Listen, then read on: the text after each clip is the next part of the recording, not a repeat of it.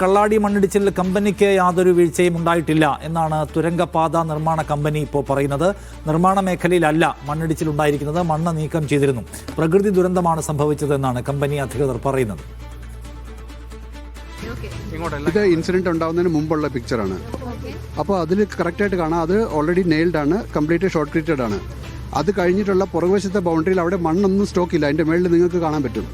അതിൻ്റെ മേളിൽ എവിടെയെങ്കിലും മണ്ണ് കാണുന്നുണ്ടോ? ഇതിൻ്റെ മേൽഭാഗം land actually belongs to the forest department. മനസ്സിലാവുന്നുണ്ടോ?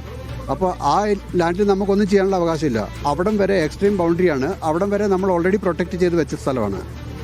ഇപ്പോഴത്തെ സാഹചര്യത്തിൽ നിങ്ങൾ ഉണ്ടാക്കിയതിന് തൊട്ട് മുകളിൽ നിന്നല്ലേ തെന്നി വരുന്നത് യഥാർത്ഥത്തിൽ? അതിപ്പം നാച്ചുറൽ ഒരു കലാമിറ്റിയാണത്. അതിന്റെ തൊട്ട് മുകളിൽ നിന്നല്ലേ ഇത്? നമ്മളൊരു കൺസ്ട്രക്ഷൻ ചെയ്യുമ്പോൾ അത് അതിൻ്റെ ആക്ച്വൽ ആയിട്ടുള്ള പ്ലാനും പ്രൊഫൈലും ഒക്കെ വെച്ചിട്ടാണ് നമ്മൾ ചെയ്യുന്നത്. അപ്പം അവിടം വരെയാണ് PWDയിലെ ലാൻഡ് ഉള്ളത്. അവിടം വരെ നമ്മൾ എക്സ്ട്രീം ബൗണ്ടറി വരെ നമ്മൾ മണ്ണ് എക്സ്കവേഷൻ ചെയ്ത് അതിൻ്റെ ടണലിൻ്റെ വേ ആക്സസ് മെയിൻറ്റെയിൻ ചെയ്തു. അത് കഴിഞ്ഞിട്ട് നമ്മളത് കംപ്ലീറ്റ് ആയിട്ട് നെയിൽ ചെയ്ത് ഷോർട്ട് ക്രീറ്റിംഗ് ചെയ്ത് പ്രൊട്ടക്ട് ചെയ്ത ഏരിയയാണ്. പക്ഷേ അതിൻ്റെ പുറകിൽ ഒരു 10-12 മീറ്റർ പുറകിൽ നിന്നാണ് ലാൻഡ് സ്ലൈഡ് തുടങ്ങിയിട്ടുള്ളത്. 12 മീറ്റർ എന്ന് പറയുന്നത് വലിയ ദൂരപരിധിയല്ല. തീർച്ചയായിട്ടും അല്ല. അതാ ഞാൻ പറഞ്ഞത്, അവിടെ ഈ ബ്ലെയിം വന്നത് എങ്ങനെയായിരുന്നു വെച്ചാൽ മണ്ണ് അതിൻ്റെ മേളിൽ സ്റ്റോക്ക് ചെയ്യുന്നതാണ്. അതല്ല ഫാക്ടർ എന്നാണ് ഞാൻ പറഞ്ഞത്. Thank you sir.